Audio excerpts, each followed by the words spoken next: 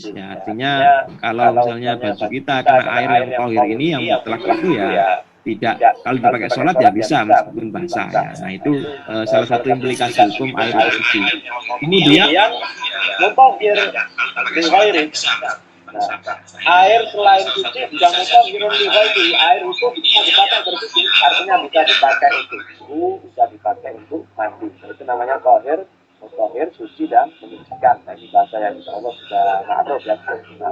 Nah, beliau tidak menjelaskan ini ya, ini tambahan dari saya. Jadi yang dimaksud dengan secara dzatiyah suci dan bisa digunakan bersuci itu ya air yang masih asli, jadi sifat-sifatnya tidak berubah. Itu air tahir. Kemudian beliau menyebutkan beberapa contoh apa saja jenis air tahir itu. Air tahur pertama, wahwa ma'us sama air yang turun dari langit. Contohnya apa? Mator, hujan, kemudian salju, kemudian barat. Nah, barat ini ada yang banyak salah paham ya. Barat itu saya sering menemukan terjemahannya embun. Padahal barat itu bukan embun. Jadi barat itu adalah es batu. Loh, ada es batu turun dari langit ya, karena langitnya bukan langit Indonesia. Ya. Di negara-negara yang cuacanya 4 musim itu ada hujan, itu hujan es biasanya. Yang kalau di Indonesia mungkin sudah rame ya. Dulu saya pernah dapat baca WA di medsos itu di daerah mana itu di Cina atau mana ini azab dari Allah sehingga turun es dari langit. Padahal itu sebenarnya ya fenomena alam biasa. Nah, di barat itu bukan embun tapi es ya bongkahan es mungkin ya sampai segenggaman saya ini segenggaman anak bayi esnya jatuh jadi hujan. Kalau salju kan es tapi lembut, tapi kalau barat ini es tapi bongkahan. Nah, kita langsung kembali ke sini ya. Jadi barat itu es, salju kemudian motor air hujan. Lalu ma'ul bahar, air laut. Nah, di sini ada dalilnya ya. Bisa dilihat dalilnya kalau air hujan tadi di surat Al-Anfal ayat ke-11 itu ada. Fayunazzilu alaikum minas sama'i ma'al liyutahhirakum bihi. Jelas ya, liyutahhirakum, air digunakan untuk bersuci. Lalu ma'ul bahar, Rasulullah pernah ditanya bagaimana hukum air laut. Beliau kemudian menjawab melebihi pertanyaan. Buat tahuru ma'uhu al-hillu maitatuhu. Air laut itu airnya suci, bangkainya juga. Lalu ma'u zam-zam. Nah, ini air zam-zam. Tapi kalau kita ya apa ya? Kalau ada orang wudhu dengan air zam-zam itu kira-kira masuk israf atau bukan gitu. Tapi yang jelas bisa dipakai bersuci. Ada dalilnya hadis riwayat Imam Ahmad dari Ali anna Rasulullah sallallahu alaihi wasallam da'a bisajlin min ma'i zam-zam fasyariba minhu wa tawaddah. Rasulullah pernah minta satu sajel itu satu timba gitu ya, air zam-zam. Kemudian beliau minum air tersebut sekaligus beliau juga berwudu dengannya. Jadi air zam-zam termasuk hukumnya sama dengan air zam-zam berarti air sumur ya. Air sumur yang kita minum atau air tanah itu ya sama. Air zam-zam itu kan air yang berasal dari tanah.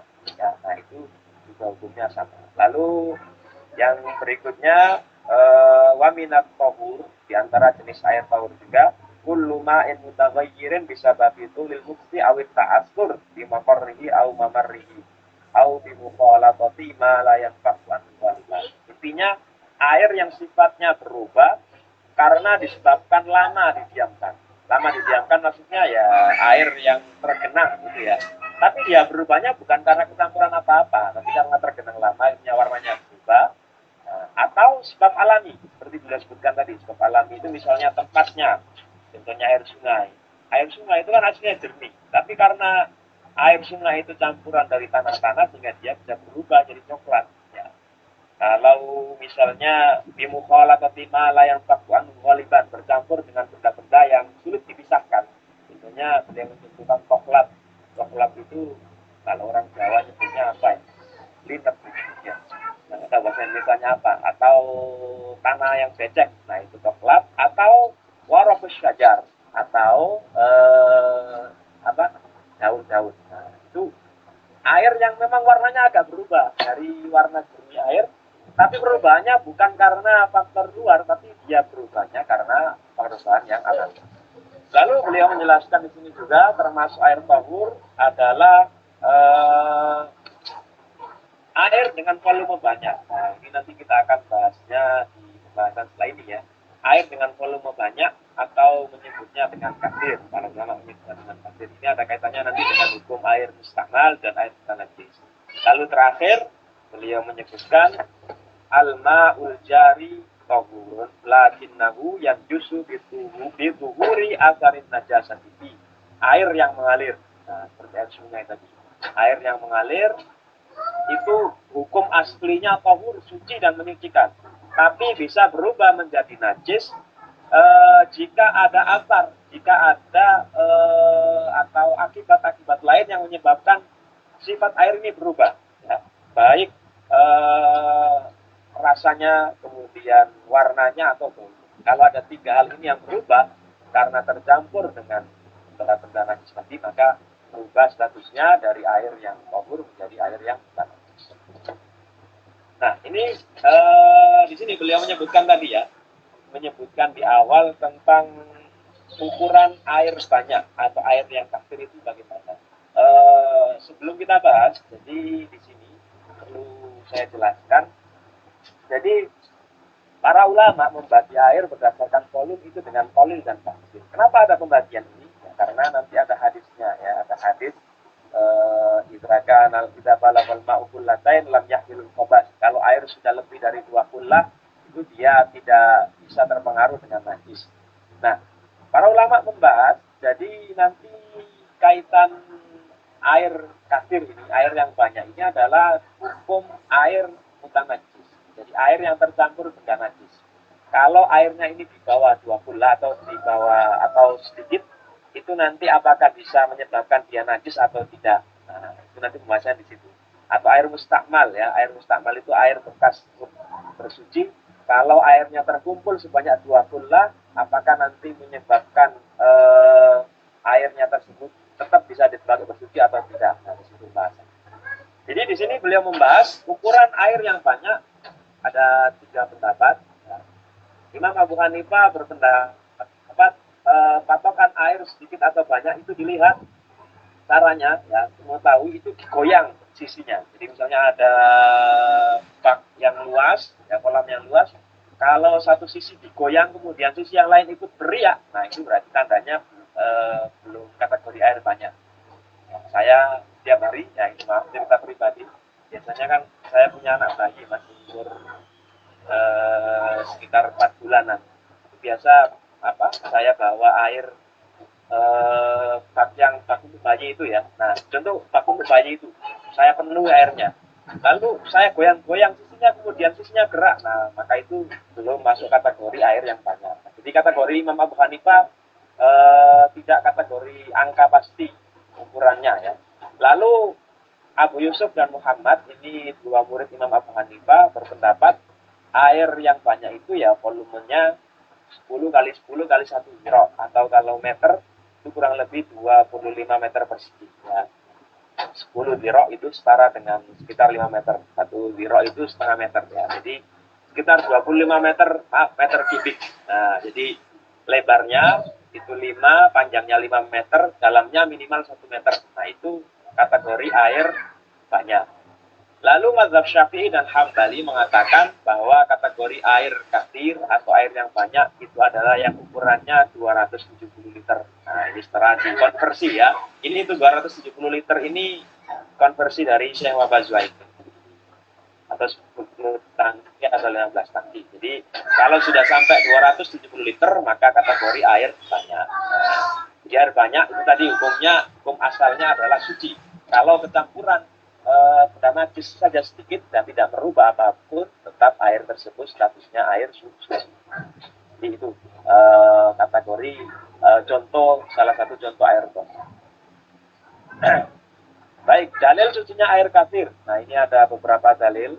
Ya, kalau air sudah sampai ukuran segitu tercampur benda najis, maka tidak bisa mempengaruhi najisnya. Yang pertama, hadis air itu aslinya suci, tidak bisa dinajiskan oleh apapun. Baik, saya akan bacakan hadisnya. Di sini beliau menyebutkan hadis dari Abu Sa'id Al-Khudri, innal ma'a tahurun la yunajjisuhu syai'un. Sesungguhnya air itu adalah tahur, ya, air itu aslinya tahur, aslinya suci dan menyucikan. La yunajjisuhu syai'un, yang tidak bisa dinajiskan dengan sesuatu yang lain. Latar belakang hadis ini ada ceritanya. Kenapa Rasulullah mengatakan itu? Rasulullah pernah ditanya oleh seseorang, ya, mengenai sumur Budo'ah. Di Musnad beliau menjelaskan di sini, ya, bi'ru Budo'ah, sumur Budo'ah.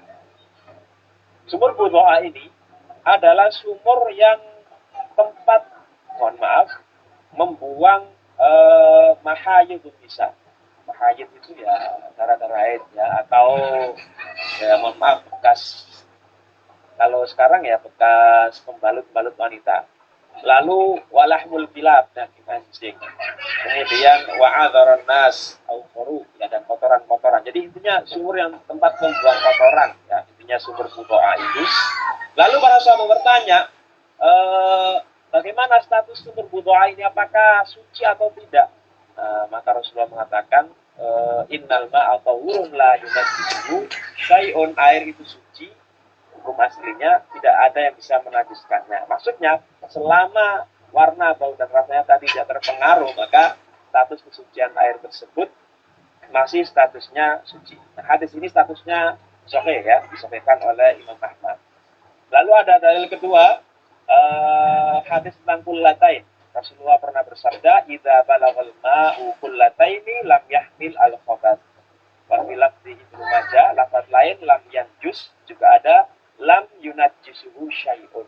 Kalau air sudah sampai ke ukurannya 2 kullat, maka air tersebut la yahmilul khabath, ya, tidak bisa terpengaruh dengan najis. Nah, itu sabda dari Rasulullah Shallallahu Alaihi Wasallam. Hadis ini, mohon maaf, ada beberapa ulama mungkin, ya, atau di beberapa kitab fikih itu yang berpendapat atau melemahkan hadis ini. Akhirnya hadis ini dikatakan sebagai hadis dhaif. Tapi beliau di sini menjelaskan, ya, di takhrij hadisnya, akhrajahul khamsa Ahmad wa ashabus sunan al-arba'ah min hadits Abdullah bin Umar wa sahhahahu. Ingat, ada sahhahahu Ibnu Khuzaimah. Ibnu Khuzaimah mensahihkan hadis ini.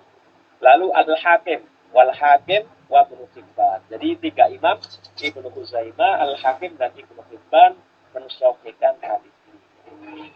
Menurut 3 ulama ini hadis ini sahih. Jadi kalau sahih, ya, bisa dijadikan sebagai landasan. Jadi itu dalilnya mengenai air 2 kullat yang kalau terkena najis dan tidak merubah warna, bau, dan rasanya, maka air tersebut bisa dijadikan sebagai alat bersuci dan statusnya sudah suci. Baik, itu air yang pertama. Kita masuk jenis air kedua, al-ma'ul musta'mal, air musta'mal. Nah, ini yang perlu kita jelaskan. Apa itu air musta'mal? Wa huwal mustafdam fi raf'i hadatsin kama il-wudu'i wal ghusli au izalatu najisin au izalati najisin wa qad tahura mahallin najasa wa huwa ghusalatul maghsul. Ini yang saya kasih warna merah ini yang perlu dijelaskan, ya. Kalau yang warna hitam insyaallah banyak sudah baru. Jadi air musta'mal itu air yang digunakan untuk mengangkat hadas.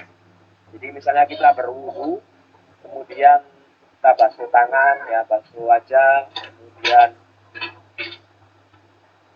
kita membasuh kaki, mengusap kepala. Maaf, ada gangguan teknis. Jadi kita air sisa kita bersuci tadi, ya, sisa bersuci tadi, selama tidak tercampur dengan benda najis, ya, itu disebut dengan air musta'mal. Jadi misalnya di situasi yang jarang air, ketika berwudu di bawahnya kita kasih wadah penampungan. Nah, air yang jatuh dari aktivitas kita bersuci tadi itu disebut dengan air musta'mal.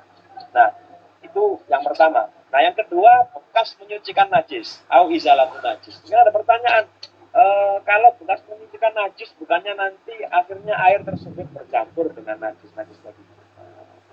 Kalau di sini beliau tidak menjelaskan lebih lanjut, ya, singkat tadi, ya, beliau mengatakan waqad tahura mahallun najasa wa huwa busalatul maghsul. Jadi intinya ini air bilasan, ya, bilasan untuk mencucikan najis tadi.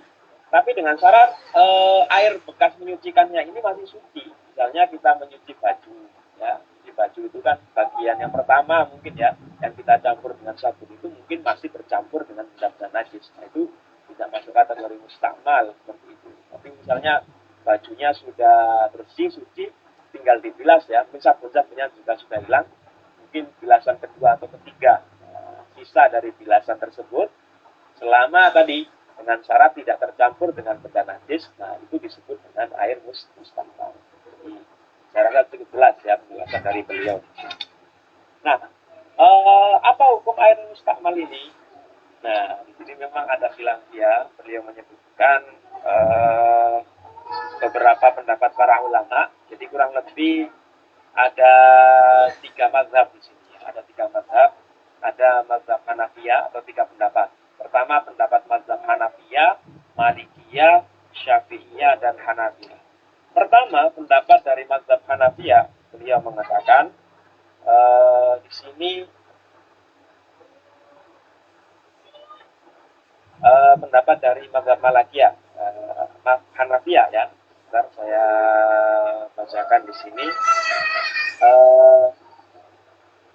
Beliau urutannya mulai Malikiyah di sini. Ini sudah saya tata berdasarkan urutan mazhabnya. Saya bacakan saja.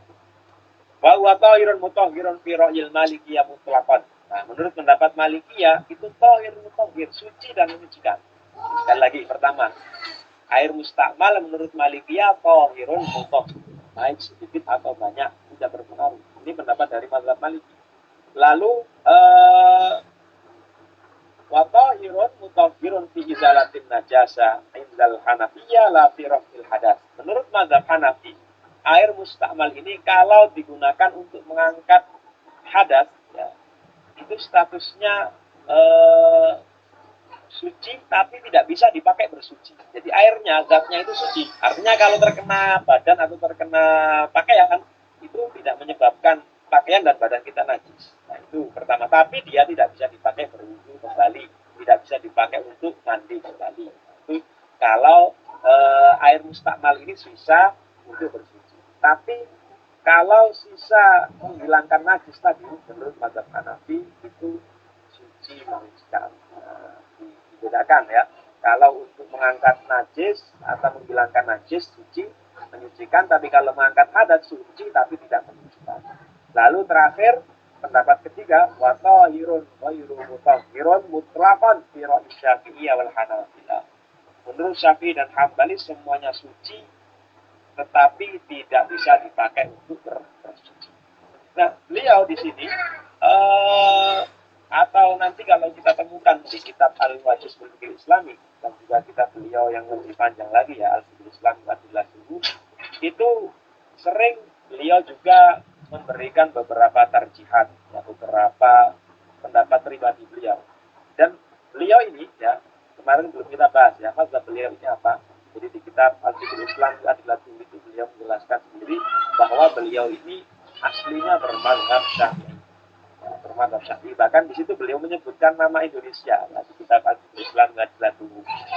Maksudnya nama Indonesia itu karena orang-orang Indonesia itu banyak bermadzhab Syafi'i. Tapi pada prakteknya beliau tidak selalu memilih atau merojihkan pendapat mazhab Syafi'i. Ya, karena sekali lagi level beliau sudah beda dengan kita ya. Jadi beliau sudah bisa memilah-milah mana yang menurut beliau kuat, mana yang menurut beliau tidak terlalu kuat. Nah, dan di kitab-kitab beliau sering mengungkapkan pendapat pribadi beliau. Seperti di bab ini, masalah air mustakmal ini beliau mengatakan wadh-dhahir huwa ar-ra'yul awwal. Pendapat yang lebih kuat menurut beliau adalah pendapat Malikiyah. Jadi pendapat yang dipilih oleh penulis adalah pendapat Malikiyah. Apa alasannya? Li'annal ma'a lam yafqid tuhuriyatuhu, ya. Tuhuriyatuhu lam yafqid tuhuriyatahu di mujarradi masil insani lahu li'il tiqa'i tahirin bitahirin. Alasan beliau, nah ini tidak ada di slide ya, karena air menurut beliau itu tidak akan kehilangan kesuciannya hanya karena menyentuh tubuh manusia. Kenapa alasannya? Alasannya secara logika lil tiqa'i tahirin bitahir, karena bertemunya antara sesuatu yang suci dengan sesuatu yang suci. Jadi air tadi itu kan tidak terkena benda najis sama sekali.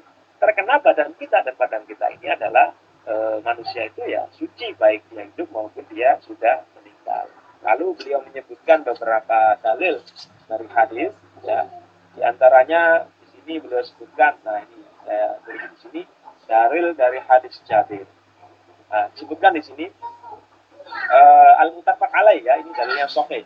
Bahkan beliau mengatakan muttafaq alaih di sini bukan hanya berdasarkan Imam Bukhari dan Muslim, tapi juga berdasarkan Imam Ahmad. Beliau mengatakan di sini qala, ya, dari Jabir dia berkata, "Ja'a Rasulullah ya'uduni wa ana maridun la aqil wa tawadda'a wa sabba wudu'ahu alayya." Rasulullah datang kepadaku, menjenguk aku ketika aku sakit, la'ail, sampai aku tidak sadarkan diri. Maksudnya karena beliau sakit sampai tidak sadarkan diri. Fatawaddo'a, kemudian beliau berwudu, wasabba wadu'ahu alayya, beliau kemudian menuangkan air wudunya kepada saya. Air bekas wudu beliau itu dituangkan kepada saya, maksudnya mewudui Jabir yang mungkin tidak bisa berwudu sendiri. Nah, seperti itu. Ya, lalu ada dalil yang lain, ada banyak riwayat, ya, di sini disebutkan dari hadis Hudzaifah bin Yaman indal jamaah, dan yang meriwayatkan malah lebih banyak sekali, ilal Bukhari wa Tirmidzi. Jamaah itu kalau jamaah itu berarti Imam Ahmad, lalu Bukhari, Muslim, dan pemilik kitab Sunan, ya, Abu Dawud, Tirmidzi, An-Nasai, Ibnu Majah, atau Kutubus Sittah plus Imam Ahmad. Tapi ini minus Bukhari dan Tirmidzi. Anna Rasulullah laqiyahu wa huwa junub. Rasulullah pernah bertemu Jabir pada saat dia junub. Fahada anhu fartasala tsumma jaa. Ketika Jabir melihat beliau, beliau malu karena dalam kondisi junub. Ya. Beliau merasa tidak suci seperti itu, Jabir. Lalu beliau menghindar dari Rasulullah, lalu mandi, kemudian datang menemui Rasulullah. Maka buntu junuban, maaf Rasulullah, saya menghindar dari engkau tadi bukan karena apa-apa tadi, karena saya tadi junub. Maka Rasulullah mengatakan, innal muslimah la yanjus, sesungguhnya seorang muslim itu tidak menajis. Nah, di sini beliau menyebutkan dalil-dalil lain, ya, yang kurang lebih maknanya sama dengan dalil yang disampaikan atau riwayat dari Jabir. Baik, kini kita sudah jam 20.28. Kita lanjut, ada bagaimana, Mas?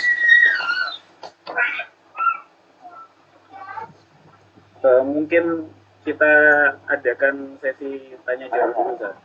Kalau nggak ada, baru mungkin bisa lanjut, Sir. Ya, ya, kita break dulu, silakan. Kalau ada yang tanyakan atau ada yang teman-teman, kalau umpamanya ada yang mau di-sharingkan, saya pribadi malah bukan pertanyaan, Ustaz, yang saya harapkan, ya, ada tanggapan dari serta yang lain. Barangkali apa yang saya sampaikan tadi kurang tepat, itu silakan, monggo kalau ada yang koreksi. Karena kita kan judulnya ngaji bareng, ya. Siap, Sir. Siap. Monggo, silakan. Monggo silakan bagi teman-teman yang ingin sharing, ya, tentang pengalaman atau apa, ya, bisa chat di kolom komentar atau bisa nyalakan audionya.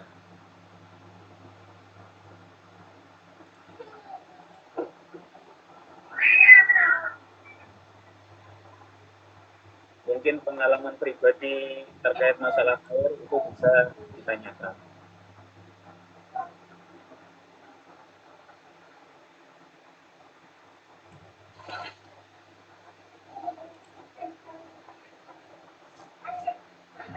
Ini mungkin mewakili, ya, Ustaz, ya. Jadi dari teman-teman, untuk biasanya di masjid-masjid yang ada di Indonesia, terutama masjid-masjid kalau di Indonesia kan mungkin masjid teman-teman dari Nahdlatul Ulama, itu kan biasanya ada tempat buat cuci kaki. Nah, ini mungkin bisa dibahas, Ustaz, karena kan mungkin nggak semuanya yang itu cuci kaki di situ itu kakinya dalam keadaan tidak ada najis atau tidak terkena najis. Nah, itu seperti apa, Ustaz?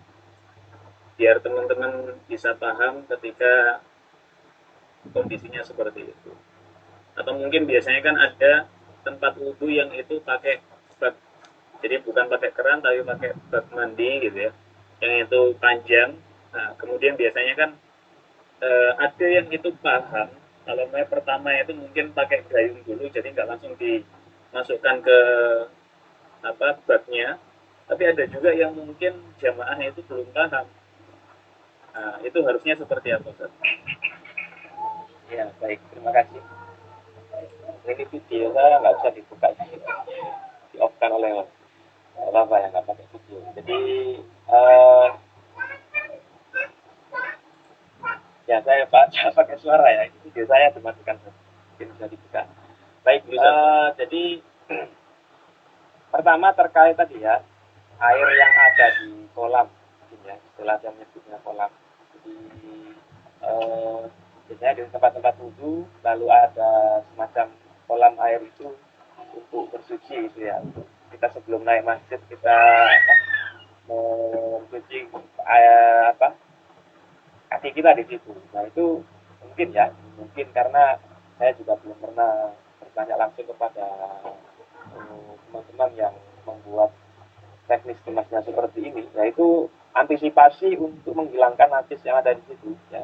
Antisipasi maksudnya barangkali ada najis yang menempel di kaki kita bisa dihilangkan melalui air di kolam tadi.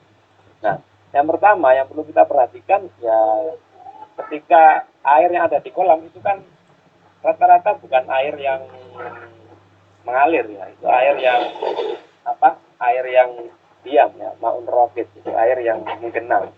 Jadi yang pertama yang perlu diperhatikan adalah takaran dari air itu, kalau bisa ya lebih dari 2 kula. Ini kalau kita ikut mazhab Syafi'i dan Hambali ya, lebih dari 2 kula untuk mengantisipasi. Kalau misalnya dia kurang dari 1 kula, lalu ada najis yang menempel di kaki orang yang wudhu tadi misalnya, ya itu kalau menurut mazhab Syafi'i dan Hambali yang menyebabkan air tersebut menjadi najis. Itu nanti kita belum masuk situ ya. Jadi kalau mazhab Syafi'i dan Hambali, kalau air yang kurang dari 2 kula kecampuran benda najis, meskipun tidak merubah warna bau dan rasanya, itu menyebabkan air tersebut menjadi bukan najis. Nah itu pertama. Jadi yang pertama dipastikan adalah ukuran dari kolam tadi itu 2 kula tadi ya, 270 liter. Tapi kalau hanya kecil, nah itu belum bisa menghilangkan najis. Nah, seperti di mazhab Syafi'i dan Hambali. Kemudian yang kedua terkait wudhu dengan gayung. Saya tadi belum jelas, pertanyaannya bagaimana? Jadi kan biasanya itu Ustaz, di beberapa masjid itu ada yang nggak pakai keran Ustaz. Jadi pakainya itu kayak bak, seperti apa, mungkin di beberapa pesantren atau pondok salafiyah gitu ya, itu kan ada yang itu untuk wudhu itu pakai kolam seperti itu. Jadi biasanya disediakan gayung-gayung di situ. Nah nggak tahu ini tujuannya gayung itu apakah untuk membersihkan tangan terlebih dahulu sebelum kemudian dimasukkan ke kolam tersebut atau seperti apa. Nah, itu seperti apa Ustaz? Ya baik, terima kasih, baik, saya pahami pertanyaannya. Jadi memang tujuan dibuatnya model seperti itu ya, Intizam, kalau kita lihat di perspektif pembahasan para ulama, yaitu mungkin antisipasi tadi, ada air mustakmal yang masuk ke kolam tempat wudhu tadi ya. Tapi itu kan airnya banyak. Kalau selama airnya 2 kula, ya, selama lebar, kalau di masjid itu saya lihat ya lebih dari 2 kula ya, seperti itu. Lebar sekali. Ya, meskipun nanti kejatuhan air mustakmal ya tidak terlalu berpengaruh ya, kepada kesucian air tadi, bukan kesucian ya. Kalau mustakmal itu nanti kita bicara apakah air itu bisa dipakai untuk bersuci atau tidak. Mungkin itu sebagai langkah sekali lagi antisipatif ya. Jadi pakai gayung itu supaya kita ngambil airnya itu langsung menyiduk langsung menyiduk dari kolamnya. Jadi tidak ada bagian air wudhu itu yang menetes di kolam. Kalau kita wudhunya langsung dari kolam, ngambil nyiduk dari kolam, itu kan ada sebagian air yang menetes di kolam. Itu cara wudhu. Memang kalau kita lihat hadis, cara wudhu ada yang model seperti itu. Jadi Rasulullah pakai air, pakai gayung ya, wudhu pakai gayung, kemudian airnya dituangkan ke tangan, lalu digunakan untuk basuh wajah, dituangkan ke tangan, digunakan untuk basuh tangan, lalu ke kepala. Tapi di kitab ini dijelaskan, ya, ikhtiraf namanya. Bolehkah kita menciduk langsung air, ya, tidak pakai gayung misalnya, menciduk langsung dari kolam? Itu di sini dijelaskan boleh ternyata. Ada teknisnya. Jadi kalau ini kesempatan lain kita bahas ya, atau saya bacakan secara ringkas saja. Nah, ini sebenarnya tadi sudah saya masukkan di sini. Hukmul ikhtiraf namanya. Jadi hukum apa? Menciduk air. Nah, ini ada hukum menciduk air dalam dua ini. Jadi di sini dijelaskan bahwa para ulama itu membolehkan. Ya, kebanyakan ulama membolehkan menciduk air. Nah ini bukan la yasirul ma'u musta'malan fi ra'ya ulama bil iltiraf minhu. Dulu kan sempat rame ya. Saya masih ingat dulu karena ini dulu waktu itu momennya momen politik. Waktu itu ada salah satu cawapres yang butuhnya dia tidak pakai gayung itu tapi langsung duduk ke, kalau nggak salah langsung ke ini ya, ke kolamnya itu kan jadi rame itu. Padahal para ulama kebanyakan membolehkan iltiraf. Ini dalilnya dari Zaid bin Asim an-Naufi lalahu tawadhu lana wudu Rasulullah sallallahu alaihi wasallam. Jadi ada yang berkata pada Zaid bin Asim, wudulah sebagaimana Rasulullah wudu. Lalu dia mengatakan dia pada ahli ina yang minta untuk diambilkan satu ina itu ya gayung ya namanya seperti itu. Fa'akfa anhu minhu ala yadai bahwa salahuma salasan summa adkhala yadahu fastakhrajaha wa madmadha wastanshaqa min kafin wahidah. Jadi dia masukkan tangannya ke apa gayung tadi, kemudian digunakan untuk berkumur, ya, lalu melakukan istinsyaq ya, satu tangan dan seterusnya. Intinya di sini ada kalimat adkhala yada. Jadi dia masukkan tangannya ke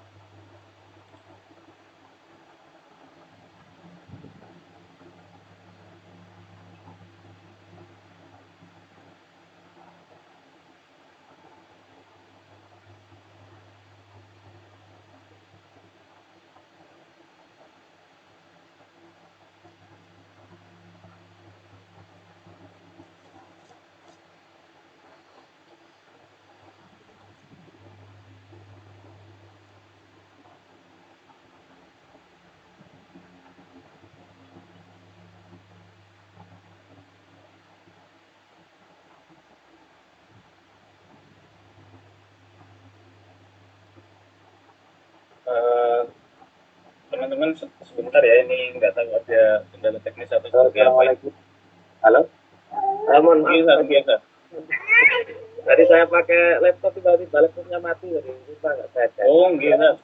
Saya langsung ini pakai HP ya. Jadi langsung saja saya lanjutkan ya. Intinya di situ praktek yang dilakukan oleh tadi ya, oleh perawi hadis tadi dia menggunakan praktek wudhu yang langsung mencelupkan tangannya ke apa gayungnya tadi ya. Itu bisa tadi keluar tadi. Jadi Zaid bin Aslam jadi punya boleh ya, penting airnya banyak ya, mungkin yang dilakukan oleh para pengusaha itu tadi sebagai langkah pasti ya, barangkali mungkin campuran nasi langkah itu kan belum Ya, Ustaz. dari yang lain Ini ada apa yang tulis chat dari Ahwafik Jihad. Kejar sharing Ustaz, di ta'rif air mustakmal hanya dijelaskan bahwa itu adalah air yang digunakan untuk mengangkat hadas tanpa membedakan antara basuhan yang wajib atau yang tidak wajib. Padahal di Syafi'iyah khususnya dijelaskan bahwa air mustakmal adalah air yang digunakan untuk basuhan yang wajib. Jadi kalau untuk air mustakmal dalam wudu hanya yang mustakmal pada basuhan pertama saja. Sedangkan untuk basuhan yang kedua dan ketiga statusnya masih air mutlak. Ini sharing dari Ahwafik Jihad.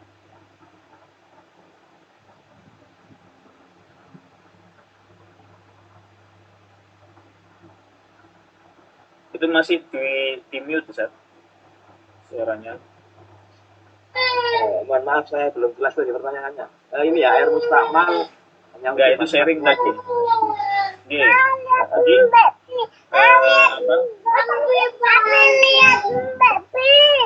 dijelaskan sama apa dari penjelasan Ustadz itu takrif air mustakmal itu belum dijelaskan tentang basuhan yang wajib sama basuhan yang tidak wajib. Nah, Oh, iya. Ahwafik ini itu menyampaikan bahwasanya untuk di mazhab Syafi'i khususnya untuk apa basuhan kedua dan ketiga karena bukan basuhan wajib maka jatuhnya masih air mutlak bukan air mustakmal. Ngoten. Ya, baik. Memang kalau kita menelusuri di mazhab Syafi'i memang seperti itu penjelasannya. Jadi yang saya sebutkan definisinya di sini ya, yang sebutkan di sini itu definisi secara umum ya. Jadi intinya air mustakmal itu adalah air bekas kita berwudu, kemudian air bekas membersihkan najis. Nah, selama tadi airnya masih suci, nah itu statusnya adalah tadi kalau ada perbedaan pendapat di kalangan para ulama. Ya. Nah, di mazhab Syafi'i memang seperti itu. Ya. Kalau kita merujuk ke mazhab Syafi'i terkait air mustakmal ini memang seperti itu. Jadi air mustakmal ini menurut mazhab Syafi'i memang adalah air yang apa? Basuhan pertama wudhu. Karena memang itu kan yang fardu. Basuhan pertama. Jadi ketika membasuh itu kan kita disunahkan 3 kali. Ya, disunahkan 3 kali. Kemudian basuhan yang pertama itu yang disebut dengan air mustakmal. Nah, kemudian kalau bagaimana dengan basuhan kedua dan ketiga? Nah, ini di sini ada penjelasannya. Mazhab Syafi'i. Nah, saya bacakan saja ya. Jadi mungkin nanti bisa dirujuk di kitab Al-Mazhab. Air mustakmal itu al-ma'ul qalil al-mustakmal di fardhu thahara an hadath au fi ibarat. Itu memang definisi dari mazhab Syafi'i. Jadi mungkin melengkapi ya dari pertanyaan dari pertanyaan tadi melengkapi memang definisi air mustakmal itu seperti itu. Soal pertama dari cuma pertanyaannya itu kan secara definisi. Pertanyaannya kan kita tidak bisa membedakan gitu ya, maksudnya basuhan pertama atau kedua itu airnya Yang jatuh itu apakah yang kedua itu pasti tercampur ya, ini tercampur. Ya. Makanya tapi yang perlu diperhatikan hukum di mazhab Syafi'i tadi kalau air mustakmal itu kurang dari 2 kula, ini ada batasannya ya. Kalau sisa air wudhunya dikurang dari 2 kula maka dia tidak sah. Tapi kalau lebih 2 kula atau sampai ukuran 2 kula maka dia bisa dipakai. Ini batasan dari Syafi'i. Baik, Ustaz, barakallahu fiik. Gimana? Teman-teman ada lagi mungkin yang mau sharing atau mau menambahkan sesuatu yang itu belum sempat terbahas oleh Ustadz Ajun?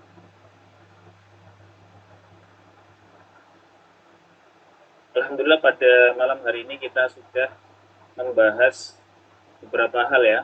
Jadi belum sampai selesai. Jadi air muka najis belum terbahas, kemudian air yang ketiga itu juga belum terbahas, belum juga sampai suruh gitu ya.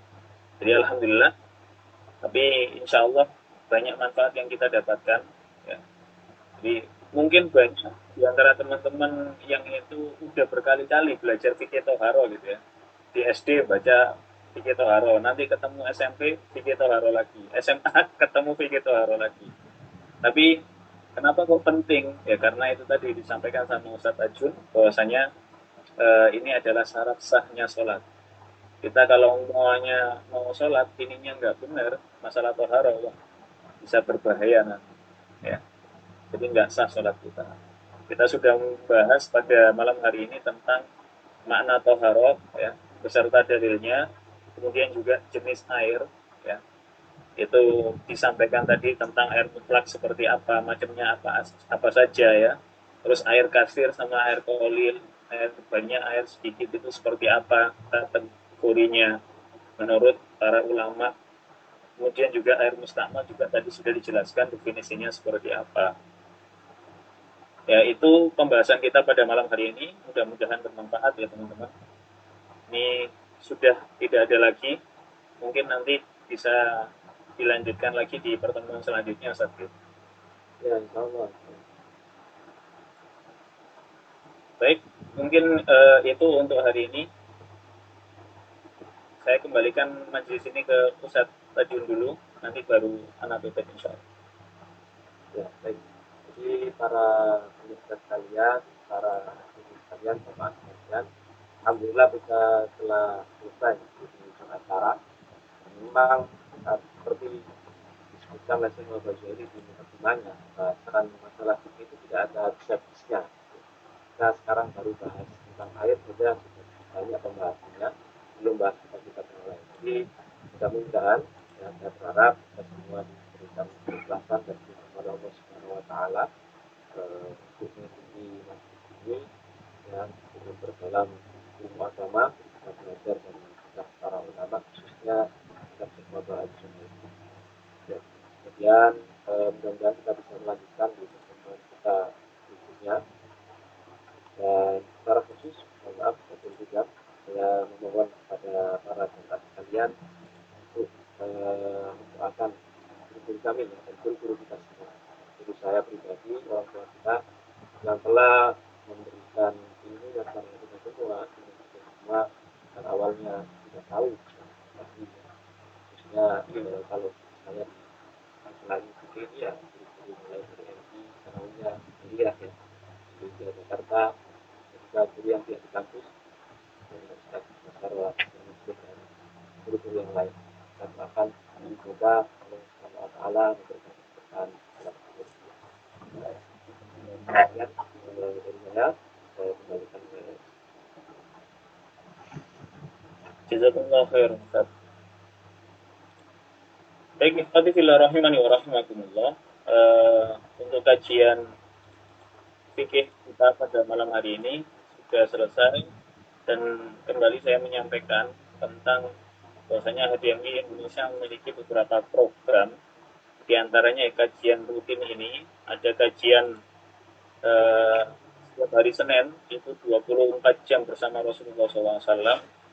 Kemudian ada hari Rabu ya, kajian fikih, hari Kamis kajian sirah, kemudian hari Sabtu ada kajian hadis arba'in, hari Ahad ada kajian al-azkar ya. Jadi buat teman-teman jemaah semuanya yang ingin hadir di kajian-kajian kita, monggo silahkan. Bismillah, kita niatkan untuk mendalami ilmu sehingga kita bisa menghambakan diri dengan benar kepada Allah SWT.